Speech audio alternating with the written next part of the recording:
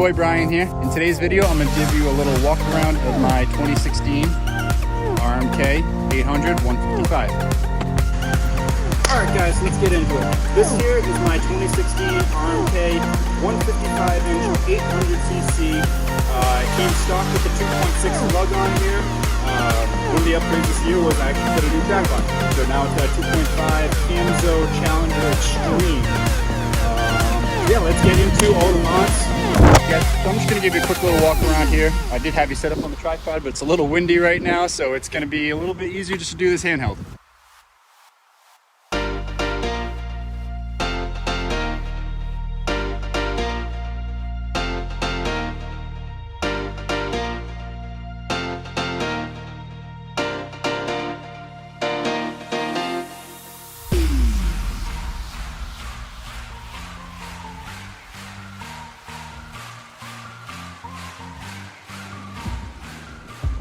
Alright guys, so I am at least as far as I know, either the second or third owner of this machine. This is going to be my third season on this sled in particular, third season on a mountain snowmobile. I actually grew up trail riding. My first sled, I'll insert a couple pictures of it. First sled was a 1986 Skidoo VMAX Formula SP 500. I have no idea what the track length on it was. I had that for a few years, and then me and my dad both got, his was a 96. Mine was a 94 Yamaha VMAX 600s. I don't know the track size on them, but they were trail ponies, and essentially they were just beaters. A couple of my buddies got into sledding a few years back, and then they at that same time off trail kind of like took off. And I didn't really know much about it. I had always dreamed of like going off trail with my sled and stuff like that, but I'd always get stuck, so I never knew like what was possible. And then it seemed like everything kind of coordinated between the industry taking off and then like my buddies getting into it. So a couple years ago, I tried to buy my buddy's sled, which I in turn ended up selling to my dad after one ride. That sled, and I'll insert a picture of it here, is a Skidoo, 2005 Skidoo Renegade. I don't remember I don't think it's a backcountry. It's just a Skidoo Renegade 800. That's a 136-inch track. And needless to say, I took it out one time, tried to get down in the backwoods, and although she made it, she couldn't do any playing. Like, she essentially could get out to the spots. But if you guys follow me on Instagram, insert shameless plug right here, you'll see that I'm a bit of an amateur photographer. So, to get the shots, you need to get up into the gnar. So after that first time, I was like, nope, we're going to get that one. And I actually ended up selling it to my dad because he had the VMAX still at the same time. And I wanted him to have a good trail sled so I can go ride with him, which that Renegade is a perfect trail sled. Thing rips, stays nice and flat in the corners. I mean, that thing, you can do a $110 on the trails easy. It's freaking stupid. As many of you guys know, these mountain sleds, they're topped off at 80. Not that I'd want to go faster than 80 on this thing on the trail, but that's plenty fast enough for me. I like to be out in the Narville. So yeah, as I was saying, I'm like at least the second owner. The previous owner said that this sled was trail ridden by an old man. But I'm starting to think that was a bit of a white lie. But regardless of fact, I'm either the second or third owner. The sled has just under 2,000 miles on it. I think it's 110 hours on the motor. Knock on wood, I've had no problems with it. The first season, I really didn't do anything sort of parts to it. I put a couple ski rubbers in because one of them had failed.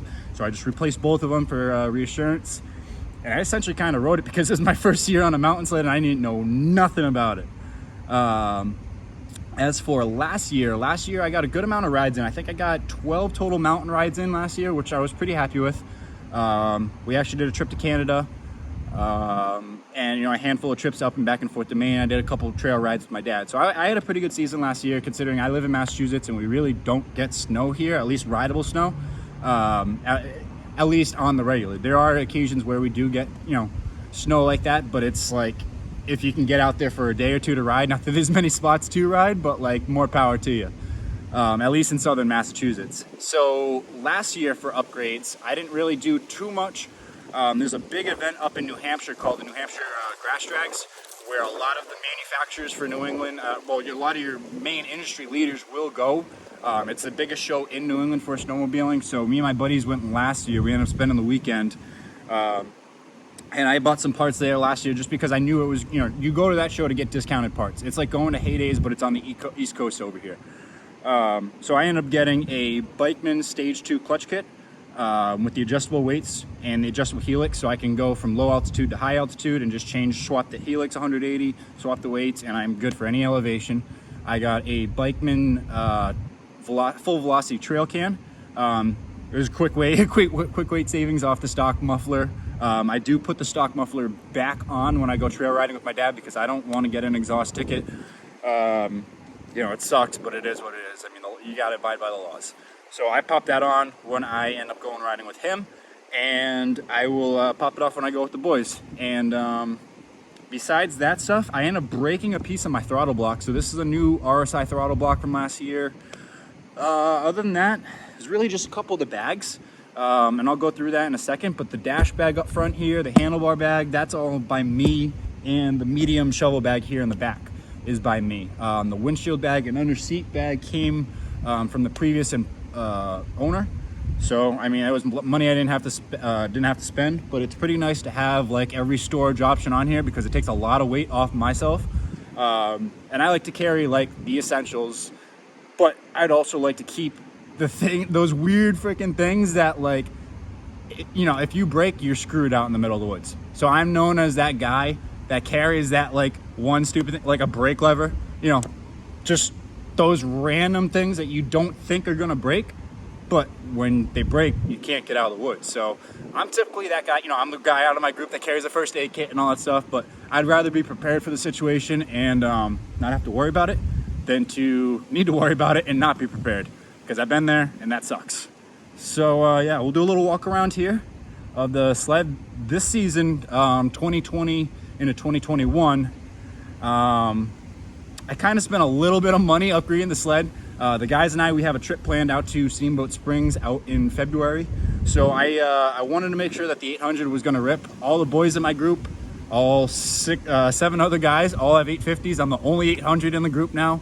So, you know, we got to put a little goodies on the 800 just to make her compete a little bit. I mean, I know she will, but we got to show a little of those 850 boys up, you know? So, yeah, we'll do a little walk around. I'll show you the sled, show you some of the parts that we can see on here. And all right, guys. So, I guess we'll start up front. Nothing really too much out of the, you know, from stock here. I did the Matt Entz American flag windshield wrap through Arctic Effects. And then I put a little custom touch. I got some custom Instagram tagged stickers that I put on the front, on the windshield and on the front bumper here.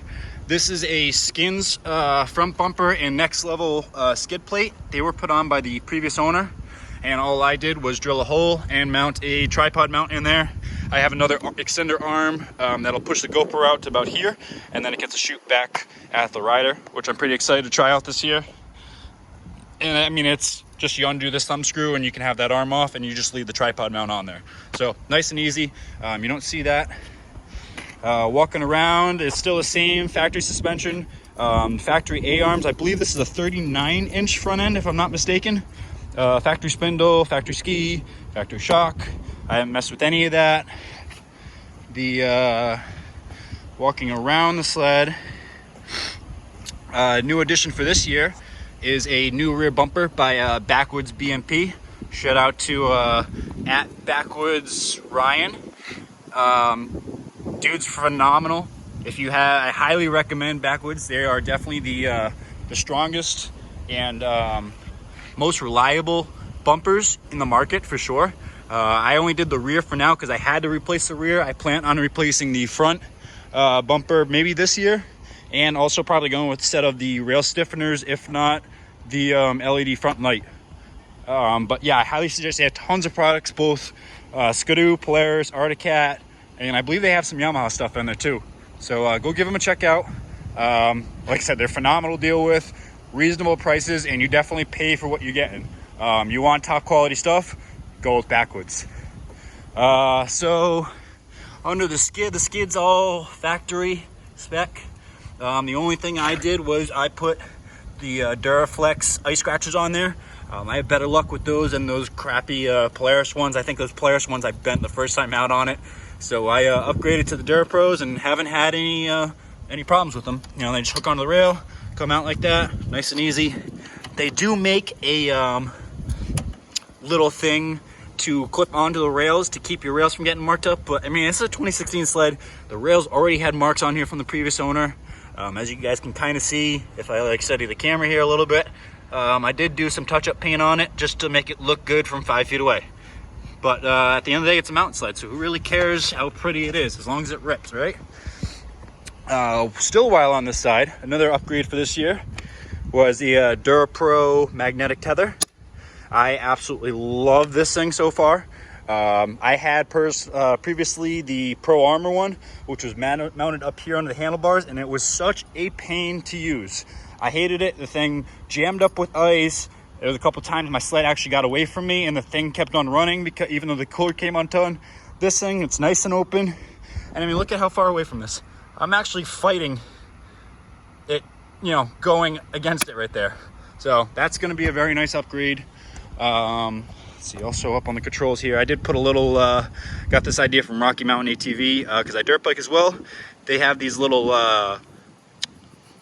protector covers, I guess, for more grip and all that stuff. I mean, it's a plastic lever, so it's not going to get colder like a metal handle. Metal lever, but a little bit more extra grip and a little insulation from the cold plastic. I mean, anything's going to help. So, and these were cheap. I think these were $5 for a package of 2, and it's just essentially heat shrink tubing. So, pretty nice little upgrade. As I told you guys, bag wise, I have the windshield bag, dash bag, handlebar bag, underseat bag, and the medium shovel bag. I actually want to replace the medium shovel bag with the large one so I can get some more stuff like my camera and stuff off my back and onto the sled. But I like to have a lot of storage on here because I like to carry a lot of stuff, honestly. So the other upgrade for the year was this new track. This, like I said, is the Camzo Challenger Extreme 2.5. And I got it through Tracks USA. I'm pretty happy with the install. It was actually very easy. First time I've ever done a track swap on a snowmobile, and it was quite easy. I replaced the Hyfaxes last year, so I'm not gonna really worry about those. They looked like they were in good shape. The reason I replaced the track, as you notice, this one is clipped every window. The stock Polaris tracks are clipped every other window for weight savings, and it ended up just wearing really bad into the windows where it wasn't clipped, like right in here. The cords were exposed and stuff like that, and I was just afraid that the damn thing was gonna let go. So I figured I'd buy a new one and then sell the old one and make the old one someone else's problem, unfortunately. So working our way around the sled, that's pretty much it. This is the new RSI throttle block that I told you guys about last year.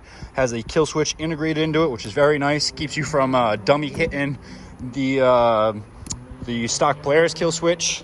I've also moved my controls in, so my brake lever, I'm more personally of an index finger brake lever guy, so I got a lot more leverage on that.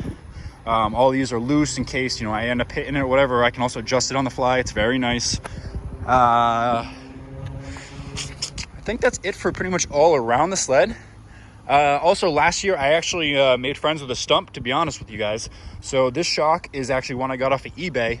I have a spare shock in my snowmobile trailer right there, pretty much as an extra, because this blew February, and there was actually a good snowstorm that we got like a week later. So I ended up like rush ordering one on eBay so I could get a shock on my sled so I could go ride. And as you can see, here's some of the damage. The decal's a little messed up. Quarter panel is actually cracked in. I plastic welded and super glued it. I wish I actually videotaped it because it would have been a good little like how-to per se.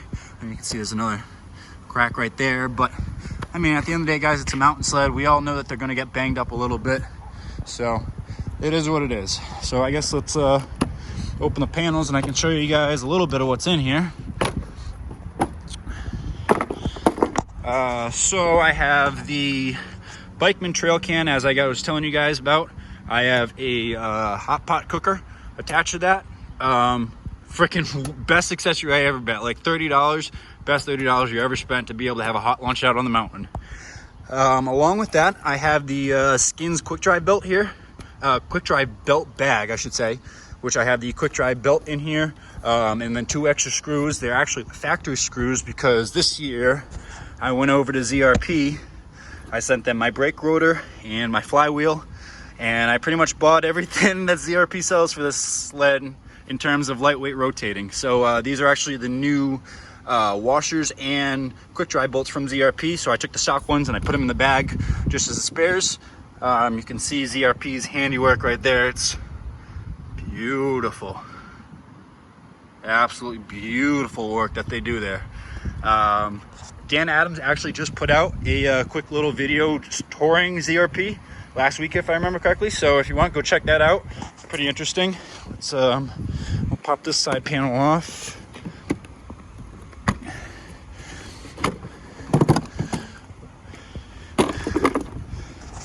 Underneath the hood right here, I have the Skins goggle defrost bag, which takes the place of the spare belt spark plug and spark plug wrench holder. And you can fit a pair of goggles in here, and the engine heat, in theory, kind of defrosted and all. It does work a little bit, depends on how cold the day is. Same thing with the windshield bag up here. So I don't know if you can tell, it's actually vented right in the middle there, so that gets some engine heat as well. And then you can see some of the lightweight goodies that we got on here from ZRP. I went with their billet clutch cover, the titanium bolts. It has the hardened clutch shims in here. The weight pins are titanium. And is there anything else? Oh, the bushings for the bolt here. Those are from ZRP too, because it takes up some of the primary slop.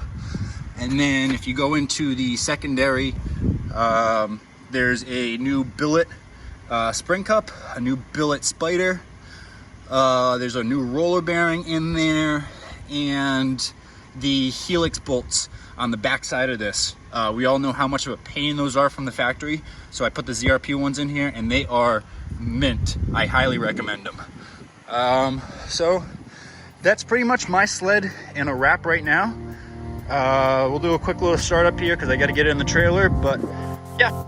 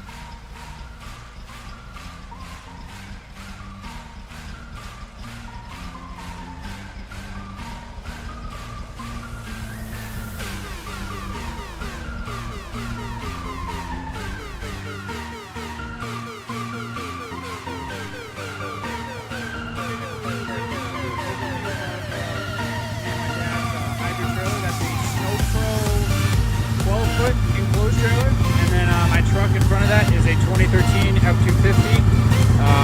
Yeah, maybe I'll do a quick little video of what's got, what's in those and all that stuff. The trailer is actually pretty cool. We put a little bit of money into that this year. Just doing some of the nice trailer upgrades to make it really, creature comforts and all that stuff. So maybe that'll be the next video. Subscribe, put that little bell icon on, and then hell, you'll know for sure if it does come out. I'll try to get going on that over the next couple weeks or so. But yeah, while we let this warm up, we'll actually see what's up for 95. So I like to move it once it hits 100, 110. So a couple more seconds here, and I'll set you. While that's happening, I'll set you guys up, and we'll get it in the trailer.